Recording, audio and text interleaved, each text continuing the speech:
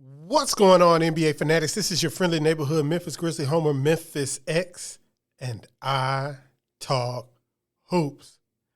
Today, we are talking about if the Grizzlies can extend their winning streak to 9 games against the shorthanded Indiana Pacers. But first, every hero needs their theme music.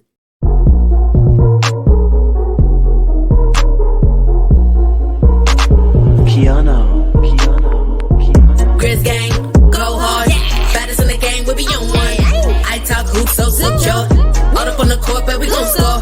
Memphis bringing heat straight from Tennessee. Morant spiking, let's go, boy. He that MVP. The Memphis Grizzlies will face the Indiana Pacers tonight on the road in Indiana. The Indiana Pacers will be without Tyrese Halliburton, and they might also be without Miles Turner.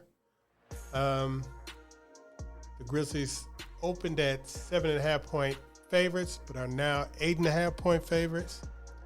This is a good chance for the Grizzlies to run this winning streak up to 9 games. The Pacers played yesterday, and they did win. They almost won.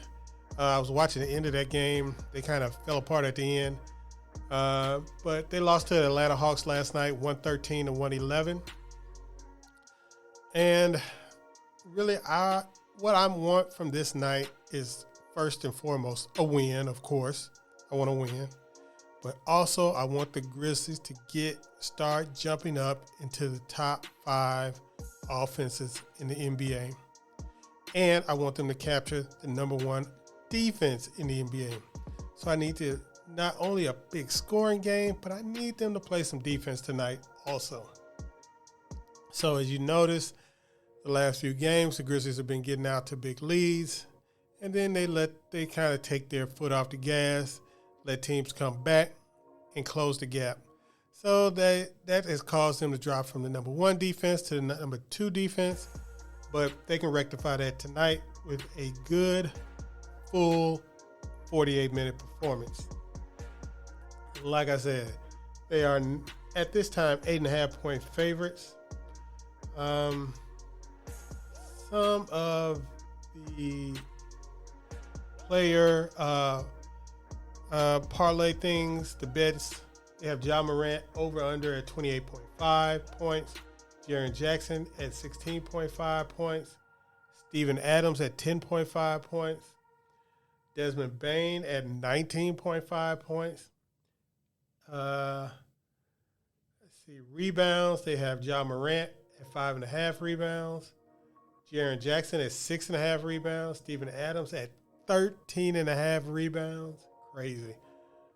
Desmond Bane at 4.5 rebounds.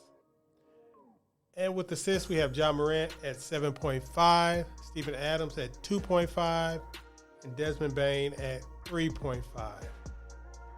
And we'll round it out with player threes. We have Ja Morant with 1.5, Jaren Jackson with 1.5, and Desmond Bane with 2.5. So I don't know. I know I'm going to get on something in this game, but I don't know which ones yet. But of course, gamble with caution, people. It's not safe out there in them FanDuel streets. I do not know what's going to happen tonight. Like I said, the Pacers played last night. The Grizzlies have had a couple of days off. This should be a game the Grizzlies win by 15 points. If they take this game serious, they really come out and execute like I want them to do.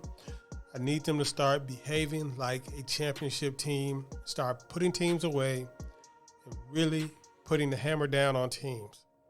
This is what title teams do, or at least finals teams.